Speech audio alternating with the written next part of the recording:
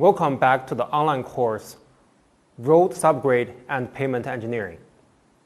My name is Peng Li.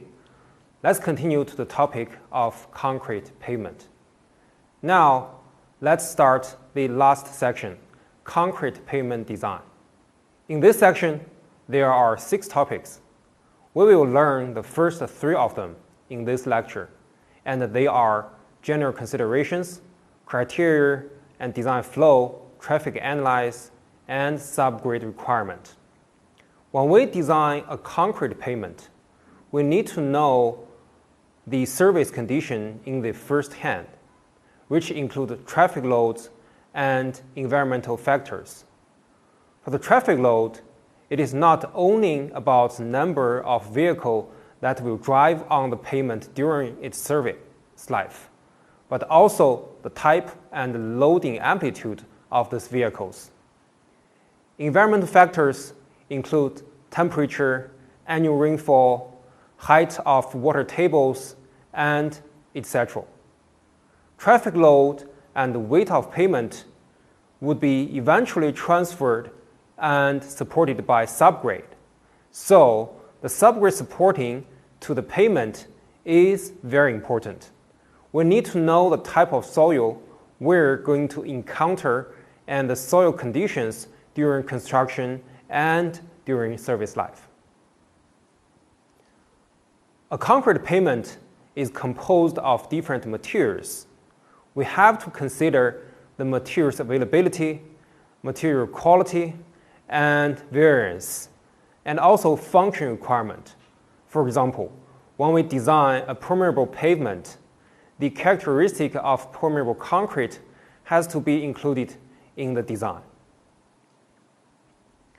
There are different types of pavement and design methods. In this lecture, we only cover the design of JPCP using the Chinese design specifications. A concrete pavement has to survive both environmental and traffic loading conditions through the given design period.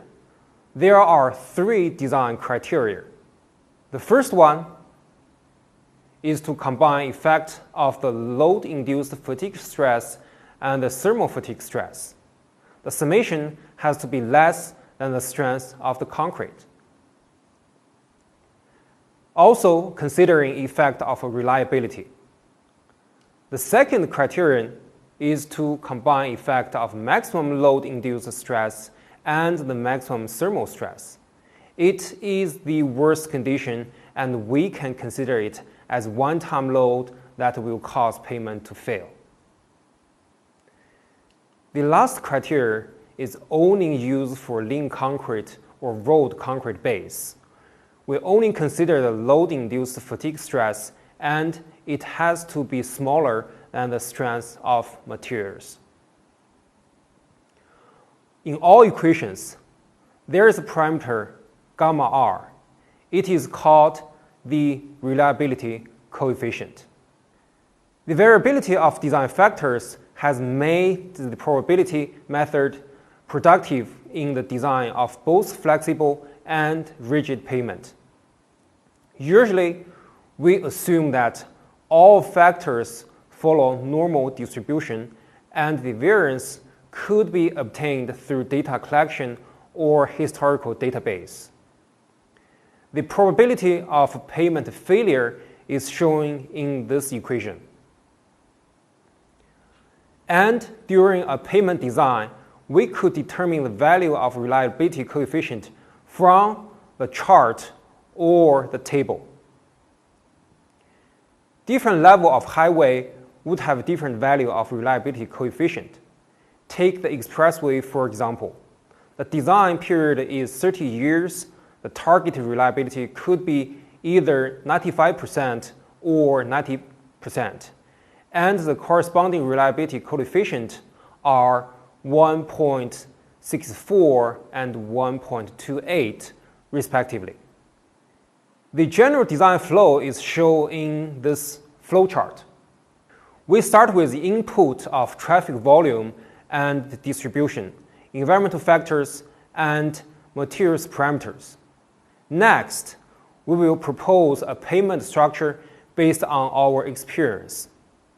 If you do not have any experience, then you may use a typical pavement structure in the design area. Then we can calculate pavement responses, including load-induced stress and thermal stress. According to the design requirements, we select a property reliability coefficient. We check the results. If all criteria are satisfied, then congratulations. Otherwise, we need to increase the thickness of materials or change to a better materials. Then redo the calculation till all criteria are satisfied. The first step of a traffic input is to perform a traffic investigation and analyze. We have to collect the traffic volume of two-way trucks or buses, determine direction coefficient and the line coefficient according to requirement. Then we could calculate the ADTT in the design line and predict the traffic increasing rate based on local economic conditions. There are different types of trucks on the roadway. Their loading effects are different. We have to convert all types of trucks to a standard one. The principle is similar to the asphalt pavement design. Details are different. One method is to randomly select 3,000 trucks or buses in the design region. According to the axle distribution, we can determine the equivalent axle load factor using the following equations, as shown here. Then we can calculate the daily ESO and total ESOs in the design period. Compared to the traffic classification here, the traffic is divided into 5 levels: extremely heavy, very heavy, heavy, moderate, and light traffic.